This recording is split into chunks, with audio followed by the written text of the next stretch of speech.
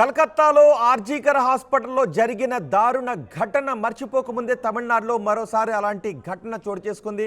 అప్పుడు ఆర్జీకర్ హాస్పిటల్లో ఒక డాక్టర్పై అత్యాచారానికి పాల్పడి డాక్టర్ను నిర్దాక్షిణ్యంగా చంపేశారు. దేశం మొత్తం అట్టుడికిపోయింది. ఇప్పుడు తమిళనాడులోని అన్నా యూనివర్సిటీలో, తమిళనాడులోని చెన్నై నడిబొడ్డున అన్నా యూనివర్సిటీలో ఒక యువతపై గ్యాంగ్ రేప్కు పాల్పడ్డారు దుండగులు.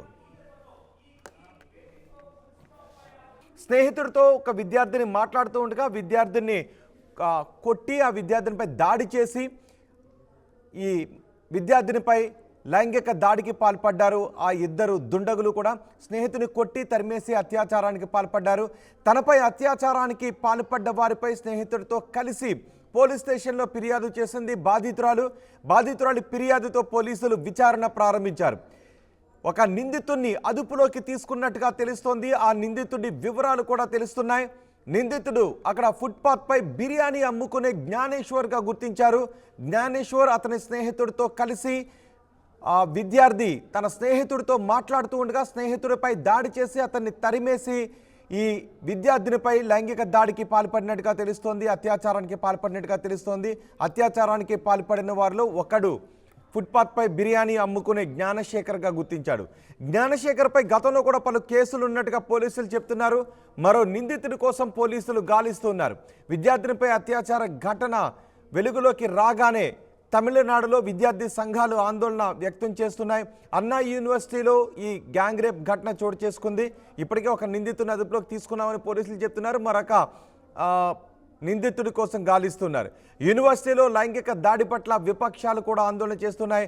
చెన్నైలో శాంతి భద్రతలు పూర్తిగా దిగజారాయి అంటూ ప్రతిపక్షాలు విమర్శలు చేస్తున్నారు.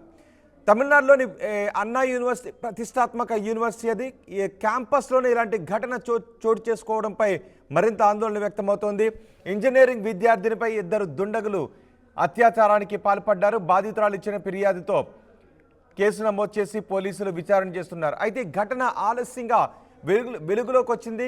డిసెంబర్ 23వ తారీఖున రాత్రి బాధితురాలు ఆమె స్నేహితుడితో కలిసి అన్నా యూనివర్సిటీ క్యాంపస్లో కలిసి అక్కడ మాట్లాడుకుంటూ ఉన్నారు. ఇంతలో అక్కడికి వచ్చిన ఫుట్పాత్పై బిర్యానీ అమ్ముకునే జ్ఞానేశ్వర్ అతని స్నేహితుడితో కలిసి అక్కడికి వచ్చి ఈ విద్యార్థిని స్నేహితుడిని దాడి చేసి అతన్ని అక్కడి నుంచి తరిమేసి విద్యార్థినిపై ఈ అఘాయిత్యానికి పాల్పడినట్టుగా తెలుస్తోంది. ఇంతలో వాళ్ళిద్దరూ మాట్లాడుకుంటున్న సమయంలో అక్కడికి గుర్తు తెలియని వ్యక్తులు వచ్చారు అని ఆ స్నేహితురాలు ఆమె చెబుతోంది. బాధితురాలు చెబుతోంది ఆమె స్నేహితుడిని దారుణంగా కొట్టి బయటకు తరిమేశారని చెప్తున్నారు.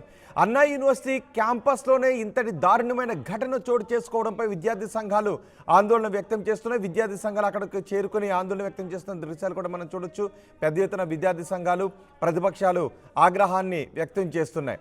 ఈ ఘటన తర్వాత ఆమెకు సంబంధించిన నగ్న ఫోటోలను సెల్ ఫోన్తో దుండగులు తీసినట్టుగా కూడా తెలుస్తోంది. ఈ విషయాన్ని కూడా ఆమె పోలీసులకు చెప్పారు. పోలీసులకు ఫిర్యాదు చేస్తే ఆ ఫోటోలను సోషల్ మీడియాలో పోస్ట్ చేస్తామంటూ ఈ అఘాయిత్యానికి పాల్పడిన దుండగులు ఆమెను బెదిరించినట్టుగా కూడా తెలుస్తోంది.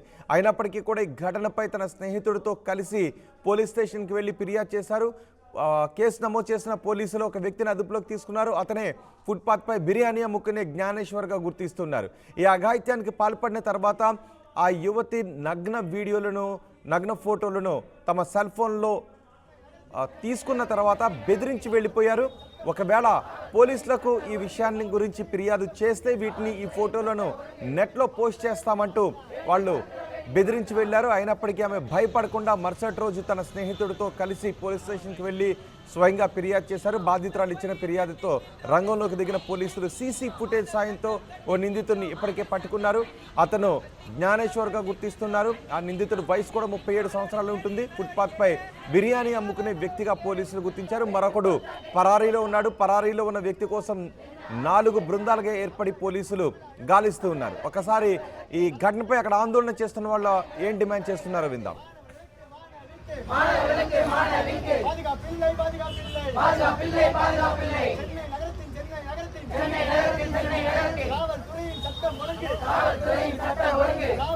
சட்டம்